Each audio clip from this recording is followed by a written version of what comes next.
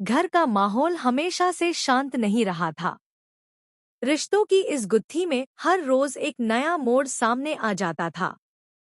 और इस बार तो हालात ऐसे बनने वाले थे कि पूरे घर की नींव हिल जाएगी। दुर्गा देवी, जो अब तक अपनी सख्ती और अपने बनाए नियमों के लिए जानी जाती थी, अचानक एक ऐसा कदम उठाने जा रही थी जिसे देखकर सभी के होश उड़ने वाले थे। क्योंकि पहली बार वह अपनी बहुओं के सामने खुलकर खड़ी होंगी और उनका साथ देंगी। यह दृश्य पूरे परिवार के लिए किसी तूफान से कम नहीं होगा। सबसे ज्यादा असर बड़ी बुआ पर पड़ा।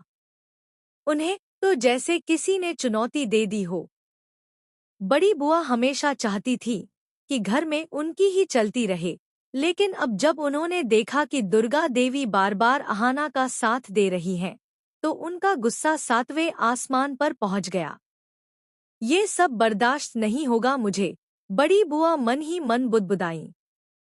उन्होंने अहाना पर एक के बाद एक इल्जाम लगाना शुरू कर दिया। हर आरोप पिछले से ज्यादा भारी था। अहाना तो चुपचाप खड़ी सब सुनती रही, लेकिन दुर्गा देवी का सब्र टूट चुका था। गुस्से में कांपती हुई आवाज में दुर्गा देवी ने बड़ी बुआ की तरफ इशारा करते हुए कहा, बस अब और नहीं। मेरी बहू के बारे में कोई गलत शब्द मैं बर्दाश्त नहीं करूंगी। याद रखना, अहाना की वजह से ही आज मेरे अपने दोनों भाई मुझसे फिर से जुड़ पाए हैं। अगर ये बहू मेरे जीवन में नहीं होती तो शायद मैं हमेशा अकेली रह जाती। पूरा हॉल खामोश हो गया।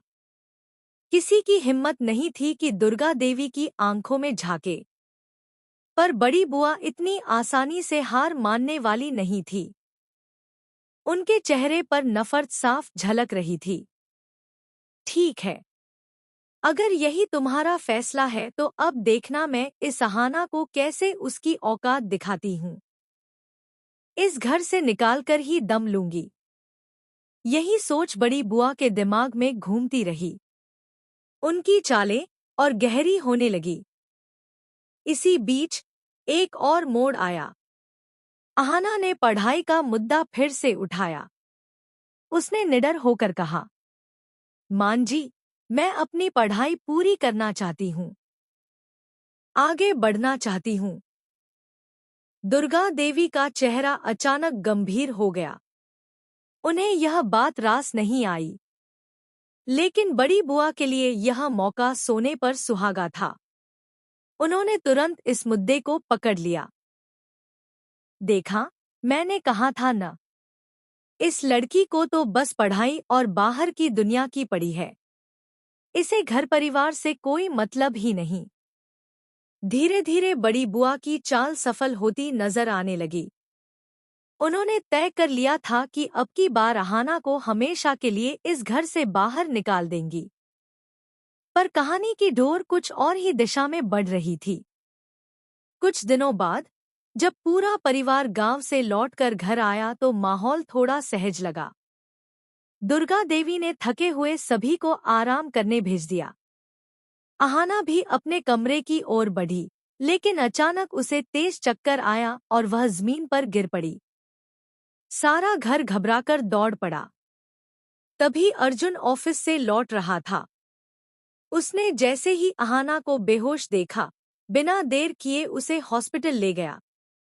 डॉक्टर ने जांच के बाद अर्जुन को मुस्कुराते हुए कहा, मुबारक हो, आप पापा बनने वाले हैं।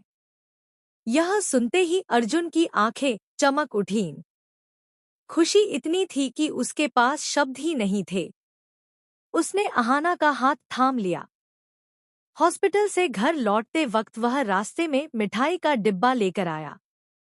घर पहुंचते ही उसने सबसे पहले अपनी मां दुर्गा देवी को गले से लगा लिया और कहा, मां, आपके लिए खुशखबरी है।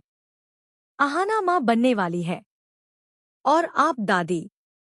दुर्गा देवी की आंखों में खुशी के आंसू छलक पड़े। घर मां